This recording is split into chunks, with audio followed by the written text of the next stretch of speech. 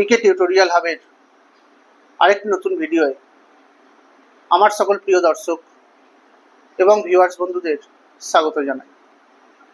প্রিয় দর্শক, তোমাদের উদ্দেশ্যে আমি প্রথমে বলে রাখি, তোমরা আমার আজকের এই ভিডিওটি শুরু থেকে শেষ পর্যন্ত সম্পূর্ণ অংশটুকু দেখবে এবং ভিডিওটি তোমাদের কেমন লাগলো তা কমেন্টের মাধ্যমে জানাবে।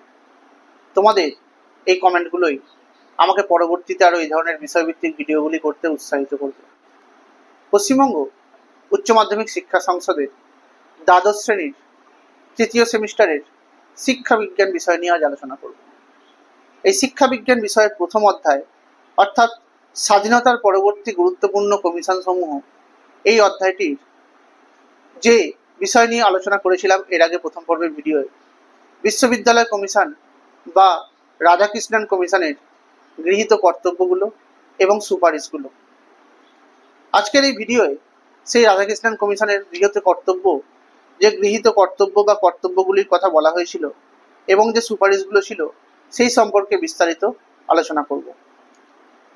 প্রথমে এই বিশ্ববিদ্যালয় শিক্ষা কমিশন বা রাধাকৃষ্ণন কমিশনের গৃহীত কর্তব্যের কথা বলতে গেলে বলা যায়, এই বিশ্ববিদ্যালয় শিক্ষা কমিশনের সুপারিশগুলিকে কার্যকর করার জন্য ক্যাবে অর্থাৎ কেন্দ্রীয় শিক্ষা উপদেষ্টা পর্ষদ সেগুলি নিয়ে আলোচনা করেছিল এবং কমিশন যে সমস্ত উপায়গুলি অবলম্বন করেছিল সেগুলি হলো, কমিশনের উদ্দেশ্য অনুযায়ী বিশ্ববিদ্যালয় শিক্ষার মান উন্নয়নের জন্য দেশের মধ্যে বিশ্ববিদ্যালয় এবং মহাবিদ্যালয়ের সংখ্যা বৃদ্ধি এবং শিক্ষাকেন্দ্রগুলির গুণগত মান উন্নয়নের জন্য গবেষণা কেন্দ্র স্থাপনের সিদ্ধান্ত নেওয়া হয়েছিল।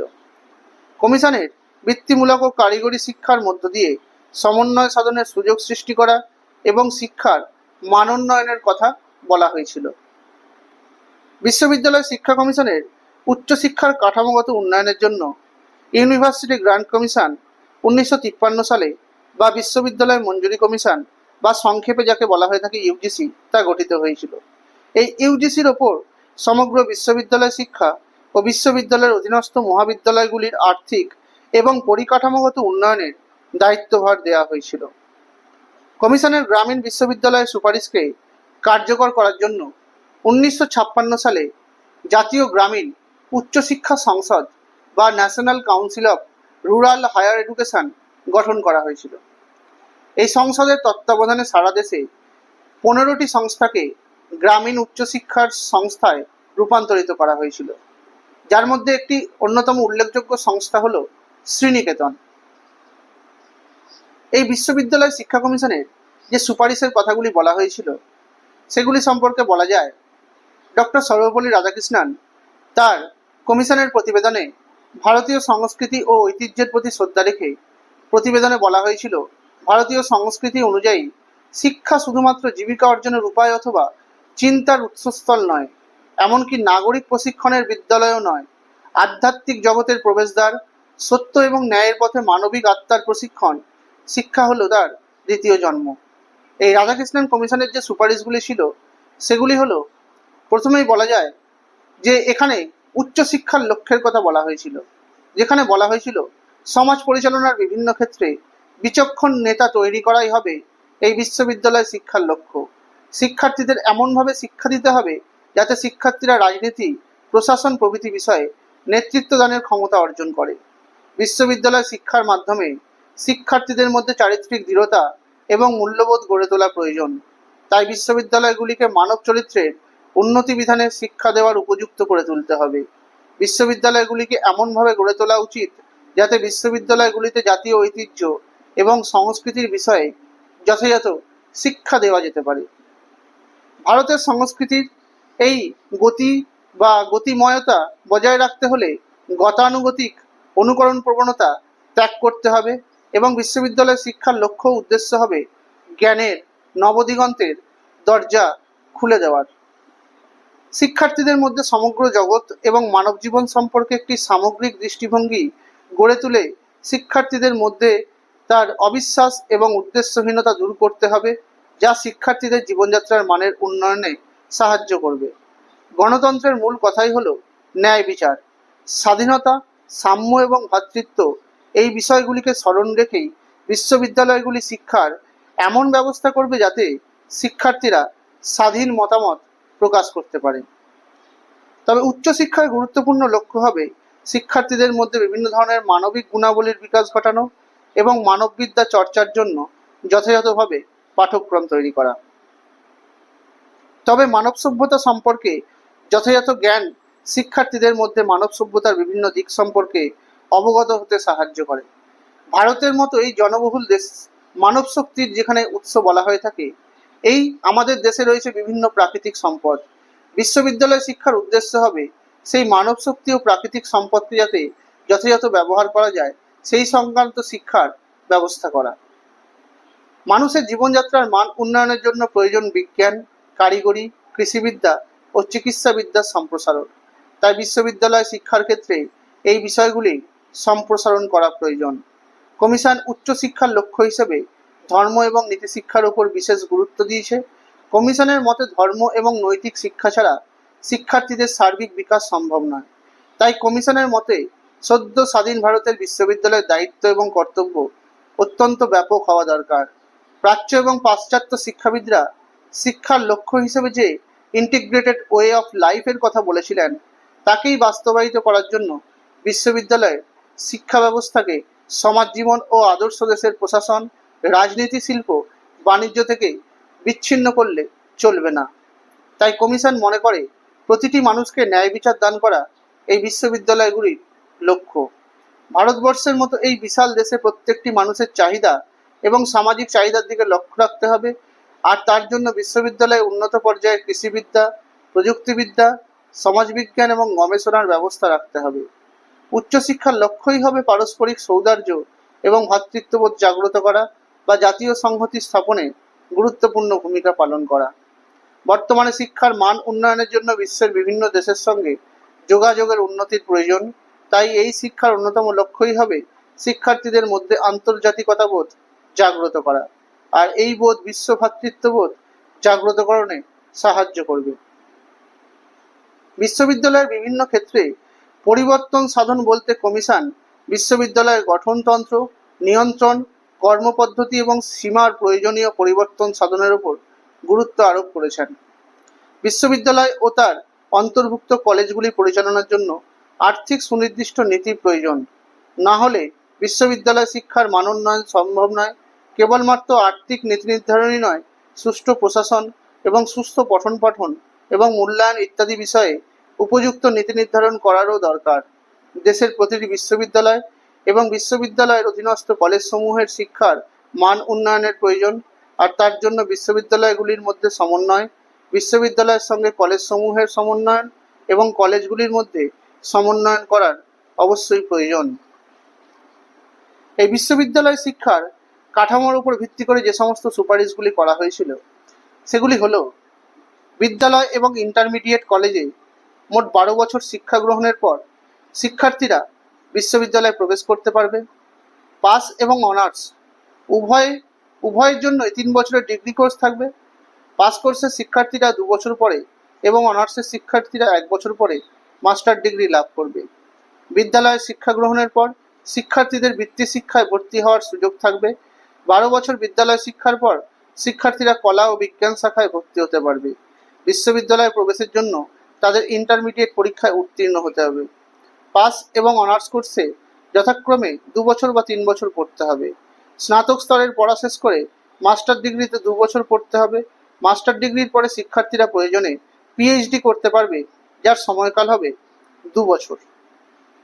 তবে দ্বাদশ শ্রেণী পর্যন্ত শিক্ষা গ্রহণের পর শিক্ষার্থীরা কলা এবং বিজ্ঞান বিভাগে ভর্তি হতে পারবে।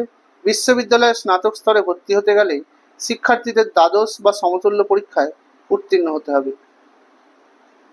এছাড়াও এই বিশ্ববিদ্যালয়ের পাঠ্যক্রম ছিল একটি গুরুত্বপূর্ণ বিষয়, কারণ এই পাঠ্যক্রমের মধ্য দিয়ে শিক্ষার মান নির্ণয় করা হয়েছিল।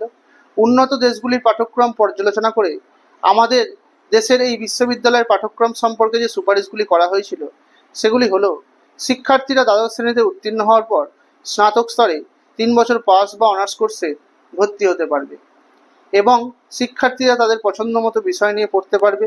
তাই এই ডিগ্রি লাভের জন্য উপযুক্ত পাঠ্যক্রম প্রণয়ন করতে হবে। পাস কোর্সের শিক্ষার্থীরা 2 বছরের এবং অনার্সের শিক্ষার্থীরা 1 বছরের পাঠ্যক্রম শেষ করে মাস্টার ডিগ্রি লাভ করবে।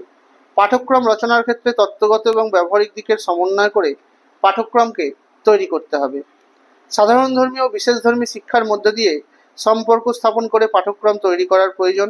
পাঠ্যক্রম হতে হবে কর্মকেন্দ্রিক ও উৎপাদনমুখী। পাঠ্যক্রম এমনভাবে রচনা করতে হবে যাতে বিভিন্ন বিষয়ের মধ্যে সংযোগ স্থাপন করা যায়। ডিগ্রি কোর্সের পাঠ্যক্রমের মধ্যে থাকবে সর্বভারতীয় রাষ্ট্রীয় ভাষা, ইংরেজি এবং মাতৃভাষা, সমাজবিদ্যা, ভৌতবিজ্ঞান, জীবনবিজ্ঞান ইত্যাদি বিষয়। বিশ্ববিদ্যালয়ের পাঠ্যক্রমের প্রধান বিষয়গুলি হল দর্শন, ভাষা, পদার্থবিদ্যা, জীববিদ্যা, সমাজবিদ্যা, কৃষিবিজ্ঞান, অর্থশাস্ত্র প্রভৃতি। তবে রাধাকৃষ্ণন কমিশন পেশাগত শিক্ষাক্ষেত্রে কৃষি, বাণিজ্য, শিক্ষাবিজ্ঞান, কারিগরি এবং প্রযুক্তিবিজ্ঞান, আইন ও চিকিৎসাশাস্ত্র এই বিষয়গুলির পাঠ্যক্রম সম্পর্কে কয়েকটি সুপারিশ করেছিলেন। সেই সুপারিশগুলি ছিল, কৃষির কথা বলতে গিয়ে তিনি বলেছিলেন কৃষি কলেজগুলির পরিকাঠামো উন্নয়ন ঘটাতে হবে এবং সেগুলিকে গ্রামীণ বিশ্ববিদ্যালয়ের সঙ্গে যুক্ত করতে হবে। অধিক সংখ্যক কৃষি খামার স্থাপন করতে হবে এবং কৃষি বিষয়ক গবেষণার ওপর বেশি করে নজর দিতে হবে। বাণিজ্যের সম্বন্ধে তিনি বলেছেন, বাণিজ্য বিজ্ঞানের শিক্ষার্থীদের বিভিন্ন কোর্সের বিভিন্ন কার্যে হাতে কলমে কাজ করার ব্যবস্থা করতে হবে। বাণিজ্যে স্নাতক হওয়ার পর সংশ্লিষ্ট বিষয় নিয়ে শিক্ষার্থীরা বিশেষজ্ঞ হতে পারবে। এম.কমের পাঠ্যক্রম হবে ব্যবহারিক। শিক্ষা তত্ত্ব প্রসঙ্গে বলেছিলেন, শিক্ষা বিজ্ঞানের পাঠ্যক্রম নতুনভাবে প্রণয়ন করতে হবে। শিক্ষার তাত্ত্বিক বিষয়গুলি হবে নমনীয় এবং আঞ্চলিক বিষয়ের সঙ্গে সঙ্গতিপূর্ণ। ব্যবহারিক শিক্ষা দেওয়ার জন্য উপযুক্ত বিদ্যালয়ে সাহায্য গ্রহণ করতে হবে। অধ্যাপকদের বিদ্যালয়ে শিক্ষকতার অভিজ্ঞতা থাকতে হবে। এছাড়াও ইঞ্জিনিয়ারিং ও প্রযুক্তি বিজ্ঞান সম্পর্কে এই কমিশনের সুপারিশে বলা হয়েছিল, ইঞ্জিনিয়ারিং শিক্ষার উন্নতির জন্য উন্নত মানের শিক্ষা প্রতিষ্ঠান এবং গবেষণা কেন্দ্র স্থাপন করতে হবে। এছাড়া চলতি ইঞ্জিনিয়ারিং ও কারিগরি কলেজগুলির উন্নতি অবশ্যই প্রয়োজন। ফোরম্যান, ক্রাফটসম্যান, ওভারসিয়ার তৈরির জন্য শিক্ষা প্রতিষ্ঠান স্থাপন করতে হবে। ইঞ্জিনিয়ারিং ও প্রযুক্তিবিদ্যার ক্ষেত্রে সমস্ত শাখার শিক্ষার্থীদের প্রথম বর্ষের পাঠ্যক্রম একই ধরনের হবে। বিশ্ববিদ্যালয়ে পঠন পাঠনের পাশাপাশি তারা যাতে কর্ম অভিজ্ঞতা লাভ করে তারও বিশেষ ব্যবস্থা গ্রহণ করতে হবে। আইনের সম্বন্ধে বলা হয়েছিল, আইন নিয়ে পড়াশোনা করতে হলে শিক্ষার্থীরা 3 বছরের স্নাতক কোর্স তাকে পাস করতে হবে। শেষ বছরে প্রতিটি শিক্ষার্থীকে কোনো অ্যাডভোকেটের অধীনে কাজ করে ব্যবহারিক জ্ঞান অর্জন করতে হবে। চিকিৎসাবিদ্যার কথা বলতে গিয়ে বলা হয়েছিল, মেডিকেল কলেজ হবে হাসপাতালের সংলগ্ন। প্রতি শিক্ষার্থীর জন্য 10টি রোগীর শয্যা নির্দিষ্ট থাকবে। চিকিৎসা শাস্ত্রের অর্ধস্নাতক ও স্নাতক পর্যায়ে কোনো গ্রামীণ কেন্দ্রে শিক্ষা গ্রহণের ব্যবস্থা করতে হবে। কলেজগুলিতে সর্বোচ্চ শিক্ষার্থীর সংখ্যা হবে 100। জনস্বাস্থ্য, ইঞ্জিনিয়ারিং ও নার্সিংকে গুরুত্ব দিতে হবে। নির্বাচিত কয়েকটি কলেজে স্নাতকোত্তর পাঠের ব্যবস্থা করতে হবে। দেশজ পদ্ধতিতে গবেষণার সুযোগ সৃষ্টি করতে হবে। শিক্ষকতার প্রসঙ্গে বলা হয়েছিল, ক্লাসে পড়ানোর উপর জোর দিয়ে পাঠ্যক্রমের সংশোধন করা দরকার। শিক্ষাক্ষেত্রে যাদের প্রত্যক্ষ অভিজ্ঞতা আছে তাদের মধ্যে থেকেই কলেজের শিক্ষক নির্বাচন করতে হবে। এছাড়াও শিক্ষার মাধ্যমের কথা বলতে গিয়ে এই বিশ্ববিদ্যালয় শিক্ষা কমিশনের সুপারিশে বলা হয়েছিল, উচ্চশিক্ষার ক্ষেত্রে আঞ্চলিক ভাষার সহায়তায় কিছু বিষয়ের জন্য অথবা সমস্ত বিষয়ের জন্য শিক্ষার মাধ্যম হিসেবে হিন্দি ভাষাকে নির্বাচন করতে হবে। এই শিক্ষার মাধ্যম সম্পর্কে যে সুপারিশগুলি বলা হয়েছিল, আঞ্চলিক ভাষাকে সমৃদ্ধ করতে হবে। সর্বভারতীয় ভাষা হবে হিন্দি। উচ্চ মাধ্যমিক ও বিশ্ববিদ্যালয় স্তরে 3টি ভাষা জানতে হবে। একটি হলো আঞ্চলিক ভাষা, 2 নম্বর রাষ্ট্রীয় ভাষা এবং 3 নম্বর ইংরেজি। বৈজ্ঞানিক পরিভাষার ক্ষেত্রে আন্তর্জাতিক ভাষাকে গ্রহণ করতে হবে। পাঠ্য হিসেবে ইংরেজি পড়তে হবে। বিশ্ববিদ্যালয় স্তরে কোন মাধ্যমে পঠন পাঠনের ব্যবস্থা করতে হবে সে সম্পর্কে সুনির্দিষ্ট নীতি নির্ধারণ করা প্রয়োজন। প্রবেশের মান নির্ধারণের কথা হিসেবে বলা হয়েছিল, বিশ্ববিদ্যালয় স্তরে শিক্ষা গ্রহণের জন্য শিক্ষার্থীদের 12 বছরের মাধ্যমিক শিক্ষা সম্পূর্ণ করতে হবে। উচ্চ বিদ্যালয় ও মাধ্যমিক বিদ্যালয়ের শিক্ষকদের জন্য বিশ্ববিদ্যালয় থেকে উজ্জীবনী কোর্সের ব্যবস্থা করতে হবে। এছাড়াও এখানে ভারতের ঐতিহ্য, ইতিহাস, সাহিত্য, দর্শন, ভাষা, চারুকলা ইত্যাদি সম্পর্কে উন্নততর শিক্ষার ব্যবস্থা করার কথা বলা হয়েছিল। আর আঞ্চলিক বা প্রয়োজনের ভিত্তিতে অধিক সংখ্যক বিশ্ববিদ্যালয় স্থাপন করার যে প্রয়োজনীয়তা রয়েছে সে কথাও এই কমিশনের সুপারিশে বলা হয়েছিল। আজকে আমি তোমাদের এইটুকু সম্বন্ধেই আলোচনা করলাম। এই অধ্যায়ের বাকি অংশগুলি পরবর্তী ভিডিওগুলিতে আলোচনা করব। তোমরা যদি আমার এই পুরো আজকের আলোচনার বিষয়টা শোনো, তাহলে কিন্তু তোমাদের এই এমসিকিউ পরীক্ষায় যে 3rd সেমিস্টারে এমসিকিউ ভিত্তিক প্রশ্ন আসবে তার জন্য অনেকটাই প্রস্তুত হয়ে যাবে। তোমরা যত পাঠ্য বই খুঁটিয়ে পড়বে ততই কিন্তু তোমরা লাভবান হবে। তোমরা আমার আজকের এই ভিডিওটি লাইক করে দেবে, কমেন্ট করবে, শেয়ার করে দেবে। আমার চ্যানেল নতুন দেখে থাকলে চ্যানেলটি সাবস্ক্রাইব করে দেবে, পাশে থাকা বেল আইকনটি প্রেস করে দেবে, যাতে করে তোমরা আমার ভিডিওর নোটিফিকেশনগুলো পেতে পারো। তোমরা আমার ফেসবুক পেজে ফলো করে দেবে আর ইনস্টাগ্রামে ফলো করে দেবে। ধন্যবাদ।